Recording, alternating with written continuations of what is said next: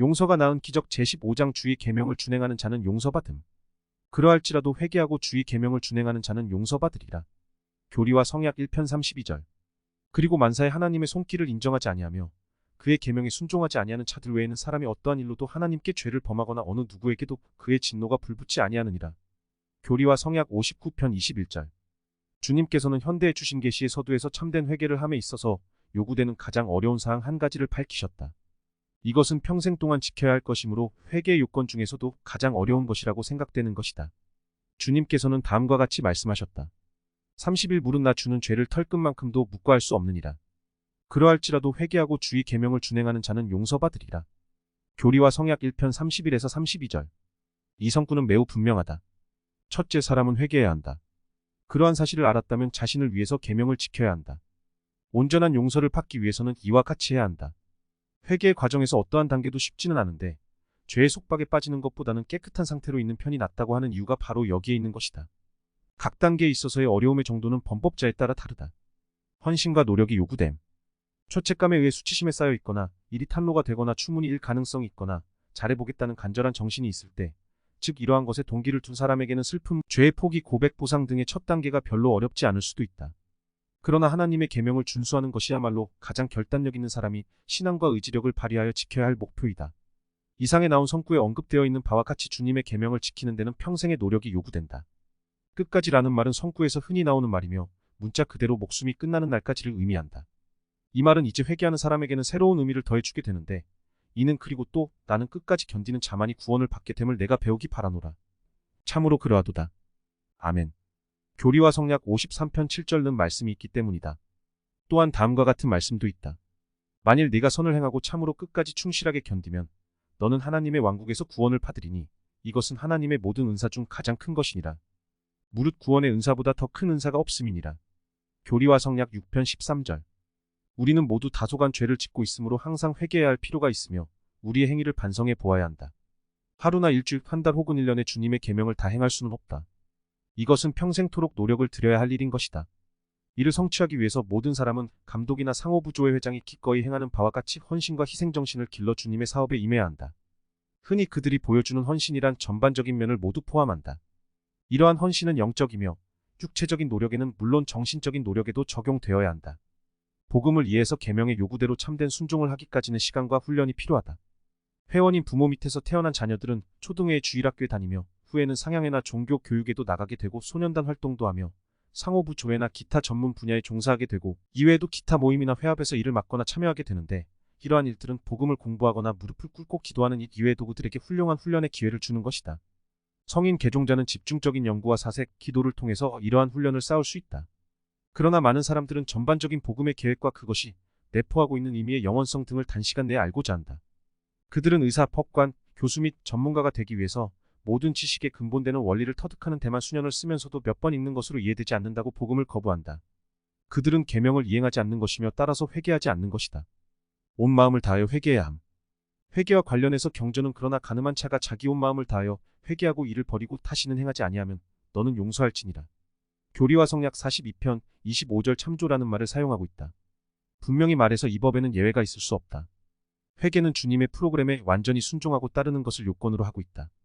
게을리하여 11조를 내지 않거나 집회에 빠지거나 안식일을 지키지 않거나 가족 기도를 하지 않거나 교회 여건을 지지하지 않거나 지혜의 말씀을 어기거나 주님이나 이웃사람을 사랑하지 않는 사람은 완전히 회개했다고 말할 수 없다. 술을 마시고 욕을 하는 간음자는 마음을 고쳤다고 해도 완전히 회개한 자가 못 된다. 하나님께서는 범법자가 생활의 전면에서 참된 회개의 자세를 보여주지 않으면 용서하시지 않는다. 주님께서는 범법자 자신이 하는 바와 같이 애통하는 마음이 어느 정도인지를 알고 계시며 이에 따라 보상을 주시는데, 이는 주님께서 공의로우시기 때문이다. 그는 인간의 마음을 아신다. 그는 인간이 진실로 회개하는지 아니면 회개하는 채 하는지까지도 아신다. 회개하는 채 하는 일은 헛된 일이니 이는 주님과 범법자 자신이 마음속의 진실함을 알고 있기 때문이다. 복음을 전하는 일도 회개에 도움이 됨. 계명을 실천한다는 말은 성실한 자에게 많은 활동을 요구하고 있으며 우리는 이상에서 그런 활동의 몇 가지를 살펴보았다. 건설적인 태도로 행한 일반적인 선행이나 헌신 등이 바로 우리가 필요로 하는 것들이다. 이외에도 어느 사람의 삶에 있어서 그가 지은 죄의 결과에 대해 보상할 수 있는 건전한 방법으로 복음을 모르는 사람에게 복음의 빛을 전해주는 것이 있다. 이것은 교회의 저활동 회원이나 특히 비회원에게 복음을 전한다는 것을 뜻한다. 주님께서 말일의 사업을 행함에 있어서 간증을 전하는 것이 죄의 용서와 어떠한 관계가 있는지를 잘 설명해 주셨다. 이는 내가 이 계명을 주면서 너희 죄를 용서할 것임이니 곧 너희에게 전하여 준 그 일들을 온 세상에 증언할 때 너희 마음의 엄숙함과 기도의 영이 굳건히 머물러 있게 하라는 것이니라. 교리와 성약 84편 61절.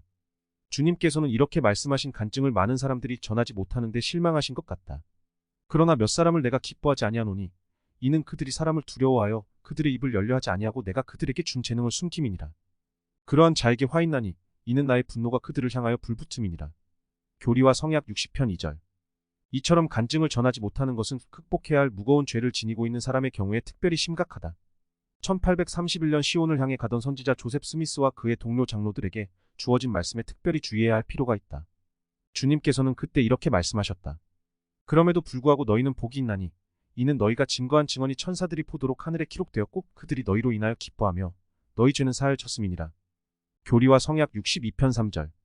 주님께서는 복음과 간증을 전하는데 용감하였던 장로들의 죄를 용서하겠다고 약속하셨다. 하나님 아버지께서는 물론 하늘의 천사도 성실성을 지니고 죄를 극복하고 회복된 복음의 간증을 전하여 이웃의 영적인 표준을 높이려고 노력함으로써 죄사함을 받은 사람들에 대해 기뻐하실 것이다. 야고보가 기록한 주님의 또 다른 말씀에서도 죄를 극복함에 있어서 간증이 얼마나 가치가 있나를 알 수 있다. 간증이란 연구, 기도, 그리고 계명의 순종함을 통해 얻는 것으로 이를 반복할 때 더욱 굳건한 간증이 쌓이게 되는 것이다. 야고보는 누구나 타인의 영혼을 구원하는 선교 사업을 통해서 구원에 가까이 갈 수 있고 자기가 구원을 얻는데 합당하게 되도록 할 수 있다고 말했다. 내 형제들아 너희 중에 미혹하여 진리를 떠난 자를 누가 돌아서게 하면 너희가 알 것은 죄인을 미혹한 길에서 돌아서게 하는 자가 그 영혼을 사망에서 구원하며 허다한 죄를 덮을 것이니라. 야고보서 5장 19에서 20절. 죄와 악의 속박에서 자신을 해방시키고자 하는 사람은 야고보가 하니 말에서 위안을 얻게 될 것이다. 우리는 이 말씀에 담긴 메시지를 넓은 의미에서 생각할 수 있으며 범법자로 하여금 그가 하는 간증이나 기도나 설교나 그가 읽는 성구나 그가 다른 사람을 옳게 인도하기 위해서 바친 도움의 손길 등은 모두 그를 강하게 하고 그를 높은 차원으로 승화시킨다는 것을 알게 할 수 있다. 교회 봉사활동에서처럼 우리가 행하는 어떤 종류의 선교 사업도 물론 그 동기는 이웃에 대한 사랑에서 우러나지만 이러한 일을 하다 보면 의외로 자기의 삶에 유익을 얻게 마련이다. 그러므로 우리가 다른 사람의 삶을 변화시키기 위해서 주님이 친히 쓰시는 도구가 된 때 우리 자신도 승화되지 않을 수 없는 것이다. 다른 사람이 언덕 위에 오르도록 돕기 위해서는 자기도 꼭대기에 오르지 않을 수 없는 것이다. 우리가 모두 복음 선교사로서 매일 수차례 많은 사람에게 복음을 설명하고 간증을 전할 수 있는 것은 아니다. 우리는 모두 스테이크 선교사로 정식으로 성별되어 복음 선교사가 행하는 것과 비슷한 정도로 복음을 전할 수 있는 기회를 가질 수는 없다. 그러나 모든 회원은 선교사다라는 맥케이 회장의 영감에 찬 목표를 따를 수 있다. 비회원인 이웃, 친구나 친지 등에게 우정을 나타내 보이고 특별한 관심을 가지고 사귀게 되면 그들을 스테이크 선교사나 복음 선교사가 할 수 있는 정도로까지 인도할 수 있다. 자기의 친구에게 복음을 잘 가르치기 위해서는 관심을 먼저 보여야 할 필요가 있다. 성별된 선교사는 그런 준비가 되어 있다. 훌륭한 모범과 간증을 전하여 회원이 마땅히 해야 할 바를 행하면 비회원에게 복음 생활의 기쁨이 무엇인지를 설명해 주게 되고 정식으로 복음의 가르침을 받아들일 수 있는 단계까지 이끌게 된다. 선교사업 이외에도 교회에서 갖는 정원회나 보조조직 혹은 위원회의 여러 가지 사업을 통해 교회 회원은 다른 사람을 향상시켜줄 뿐만 아니라 자기 자신도 축복을 받게 된다. 매달 간증을 할 수 있는 간증회가 개최된다. 그러한 기회를 지나쳐 버린다는 것은 지금까지 저지른 과오나 범법을 만회하기 위해서 신뢰를 쌓다가 무너뜨리는 것과 다를 바 없다. 믿음과 행함. 죄를 멀리하고 회개하는 생활을 시작하는데 선행이 중요하다는 것을 강조한 점에 비추어 볼 때 믿음만으로 구원될 수 있다는 생각에 대해서 한마디 하지 않을 수 없다. 그러한 생각을 지지하는 다른 교회 사람들은 다음과 같은 바울의 말을 즐겨 인용한다. 너희가 그 은혜를 인하여 믿음으로 말미암아 구원을 얻었나니 이것이 너희에게서 난 것이 아니요 하나님의 선물이라. 행위에서 난 것이 아니니 이는 누구든지 자랑치 못하게 함이니라. 에베소서 2장 8에서 9절. 사탄이 꾸며내고 인간이 혼란을 당하고 있는 가장 어리석은 교리가 바로 인간은 하나님의 차 비만으로 구원을 받으며 예수 그리스도를 믿는 신앙이 구원에 필요한 모든 것이라는 생각이다. 이것은 하나님 왕국에서 승형을 얻기 위해 필요한 기타 여러 가지 요인과 함께 회개의 필요성도 제외하고 있는 것이다.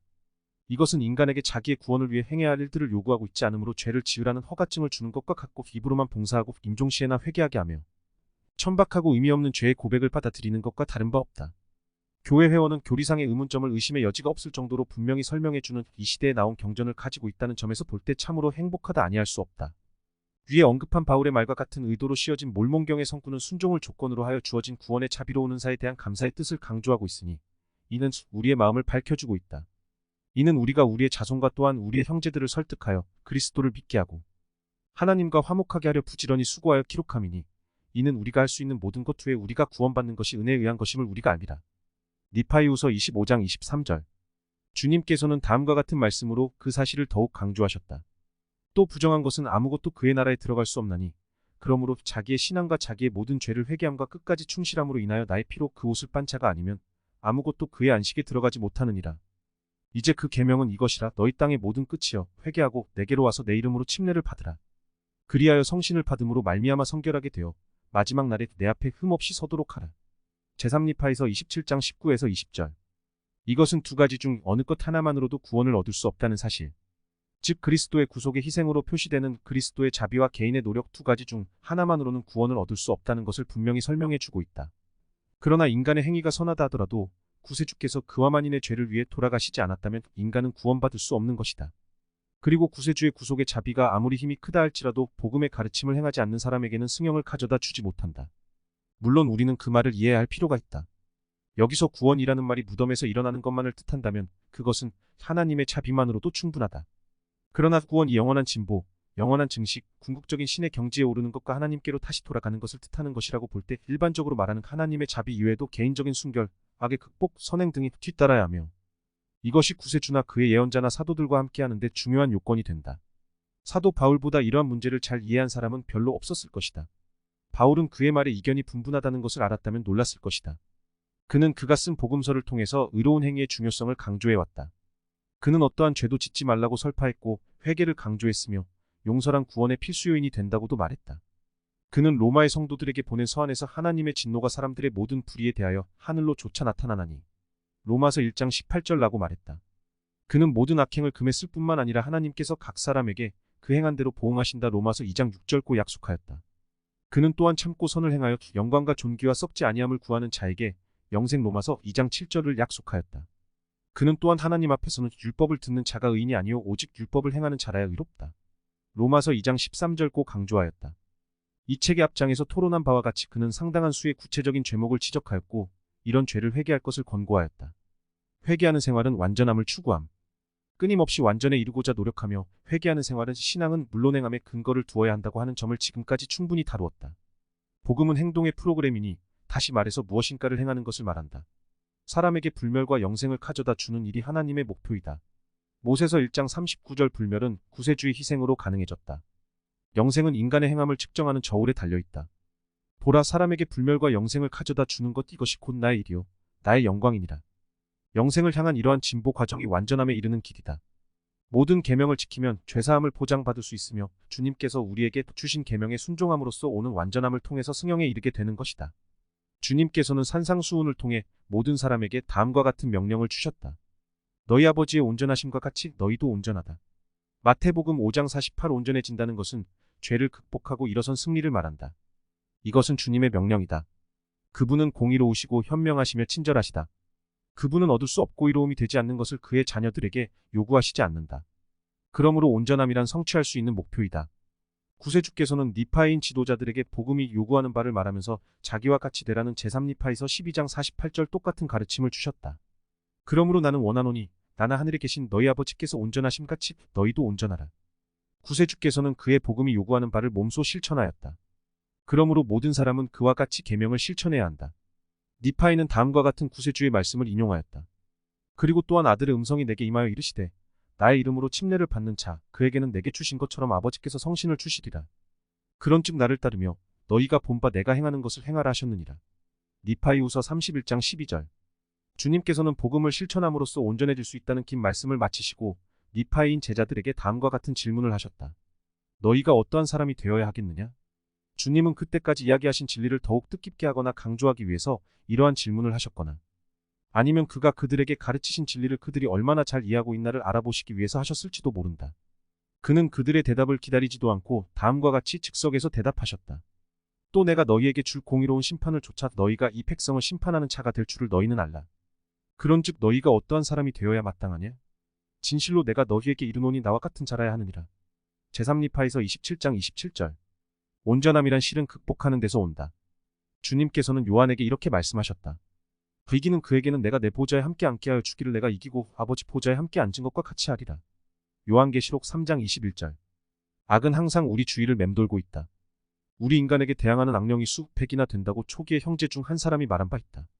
그러므로 우리는 항상 경계를 하고 있어야 한다. 우리는 약점을 알고 있어서 이를 노리는 악에 대항할 준비를 갖추고 있어야 한다. 그리스도께서는 이러한 것들을 극복하고 이겨내심으로써 온전해지셨다. 우리는 그러한 유혹을 극복할 때 온전해질 수 있으며 신의 위치에까지 이르게 된다. 이미 앞에서 언급한 바와 같이 이러한 일을 할 때가 바로 지금 우리가 지상에 살고 있는 동안이다. 다음과 같은 말을 사람이 있다. 괘씸하려고 계획하는 사람은 한 걸음 뒤진 사람이다. 계획을 버리고 곧 이를 착수해야 한다. 바로 오늘이 그렇게 해야 할 날이다. 확실히 자제란 끊임없는 과정이며 단순한 출발이 아니라 긴 여정이다. 도토리가 하루아침에 떡갈나무가 될 수 없듯이 인간도 갑자기 의로워질 수는 없다. 그러나 온전함으로 향한 진보는 결단력을 가지고 목표를 향해 발을 디딜 때 그 속도가 빠를 수도 있다. 거시적인 안목이 중요함. 죄를 이기고 온전으로 향한 과정에서는 올바른 거시적인 안목을 가지는 게 중요하다. 예를 들어 목적과 수단이 뒤바뀐 사람이 있다. 지혜의 말씀이 건강을 증진하여 수명을 연장하게 하는데 근본 목적이 있다고 생각하는 사람이 많은데 계시 교리와 성약 89편을 좀 더 자세히 연구해 본다면 보다 깊은 뜻이 있음을 알 수 있다. 물론 완전히 지켰을 때는 신체를 건강하게 하고 수명을 연장시켜 육신을 온전히 하고 특히 영원한 상태와 영원한 기쁨을 갖게 하는 영을 온전히 하는데 시간의 여유를 갖게 해준다. 주님께서는 무릇 계명에 순종하여 생활하면서 이 말씀을 지키며 행하기를 기억하는 모든 성도는 그들의 배꼽의 건강과 그들의 뼈의 꼴수를 얻을 것이요. 교성 89편 18절 모든 성도에게 성스러운 약속을 하셨다. 여기서 주신 주님의 약속에는 이중적인 뜻이 있다. 첫째, 그 계명에 순종하는 자는 배꼽의 건강을 얻으며 뼈의 꼴수를 얻어 육체의 건강을 얻게 되므로 달려도 피곤치 아니하며 걸어도 지치지 아니하게 된다. 이것이 주님께서 주신 놀라운 약속인 것이다. 그러나 영적인 약속은 이것을 능가하는 것이다. 이러한 특별한 가르침에 따르며 주님의 모든 계명에 순종하는 사람에게는 그 축복이 참으로 배가 되는 것이다. 주님께서는 그러한 성도들에게 멸망의 천사가 지나가게 하시고 살해당하지 않게 하시겠다고 약속하셨다. 이러한 약속은 주님께서 이스라엘 자녀들이 위대한 지도자 모세를 따르는가를 알아보기 위해 그들의 신앙을 시험해 본 것이 기록된 출애굽기를 연상시켜준다. 이상의 계시에서 주어진 약속은 일반적으로 모든 비교가 다 그렇듯이 고대 이스라엘 백성들이 받은 시험과 비슷하다고 할 수도 있고 그렇지 않다고 말할 수도 있다. 그러나 두 가지의 경우 모두 6월절의 요소 즉 이유를 모르면서도 신앙으로 순종한다는 뜻이 있는 것이다. 신앙으로 순종한다는 것이 근본적인 원리다. 그것이 없다면 기적은 일어날 수 없다. 이스라엘 백성들이 순종하지 않았다면 그들은 모두 장자를 잃었을 것이다. 지혜의 말씀을 지켜서 얻은 보상은 생명으로 단지 연장된 삶만이 아니라 영원한 삶을 누리게 되는 것이다. 지혜의 말씀을 통해서 성실히 이를 지킨 자가 죽지 않게 된다는 약속을 주지는 않았다. 왜냐하면 아담 안에서 모든 사람이 죽은 것 같이 그리스도 안에서 모든 사람이 삶을 얻으리라. 고린도전서 15장 22절라는 말씀이 있기 때문이다. 고대 이스라엘 백성들에게는 육신의 삶과 사망에 관한 문제였으나 현대 우리에게는 영적인 삶과 영적인 사망에 관한 문제이기 때문이다. 이러한 말씀을 무시하고 계명에 순종하지 못할 때 그의 사망은 분명하나 그가 철저하게 계명을 지킨다면 온전함을 통한 영생이 확실히 보장되는 것이다. 멸망의 천사는 불순종하는 자의 생명을 단축시키나 빛의 천사는 영원한 영적인 삶을 위해 앞길을 밝게 비춰준다. 개인에게 달린 결정권. 우리는 앞에서 계명을 실천하지 못하기 때문에 근본적으로 회개에 이르지 못한 사람들에 관해서 이야기한 바 있다. 그들은 게으름에 빠져버린 교회 회원이다. 그들은 술도 마시지 않으며 성적인 죄를 범하지도 않은 사람이다. 도박도 하지 않으며 살인도 하지 않은 사람이다. 그들은 선량한 시민이며 좋은 이웃이지만 영적인 면에서 볼 때 아직도 깊은 잠 속에서 깨어나지 않은 사람이다. 그들은 승형에 이르기 위해서 해야 할 일을 다하지 못한 것 이외에는 심각하게 나쁜 일을 범한 적이 없는 사람이다. 이러한 사람들에게는 다음과 같은 리아의 말이 적용된다 하겠다. 오 너희가 깨어나기를 깊은 잠에서 참으로 지옥의 잠에서 깨어나 너희를 묶고 있는 무서운 사슬을 떨쳐버리기를 바라노라. 그것은 사람의 자녀들을 결박하는 사슬이니 그들이 사로잡혀 비참과 고난의 영원한 심연으로 끌려 내려가느니라. 니파이후서 1장 13절. 요한계시록 3장에는 다음과 같은 구세주의 말씀이 있다. 볼지어다 내가 문 밖에 서서 두드리노니 누구든지 내 음성을 듣고 문을 열면 내가 그에게로 들어가 그로 더불어 먹고 그는 나로 더불어 먹으리라. 요한계시록 3장 20절. 화가인 홀맨 헌트 영국 화가는 위의 성구를 화폭에 담고 싶은 마음이 들었다. 어느 날 그는 문을 두드리는 그리스도라는 그림을 그의 친구에게 보여주었더니 그 친구가 이렇게 말했다. 잘못 그린 곳이 있군. 그래 뭐지라고 화가가 되물었다. 그 그림에는 손잡이가 빠졌어. 라고 친구가 대답했다. 아 그래 하며 화가가 말을 이었다. 그건 실수가 아니지. 이건 인간의 마음을 여는 문이거든. 안쪽에서만 열릴 수 있는 문이야. 사실이 그렇다. 예수께서는 문 앞에 서서 문을 두드렸지만 우리가 문을 열 것인가를 결정해야 한다. 주님의 영도 인간의 마음을 강제로 움직일 수는 없다. 인간이 결정권을 쥐고 있다. 인간이 회개하겠다고 마음먹어야 하며 필요한 조처를 취해야 한다. 인간은 바울의 훈계처럼 하나님의 전신갑주를 입어야 하며 그렇게 함으로써 마귀의 괴계를 능히 대적할 에베소서 6장 11절 수 있어야 한다. 끊임없이 하나님의 계명을 실천하려는 노력 없이는 갑옷도 불완전하다. 그러한 노력 없이는 회개도 불완전하다. 불완전한 회개로는 결코 완전한 용서를 받을 수 없다.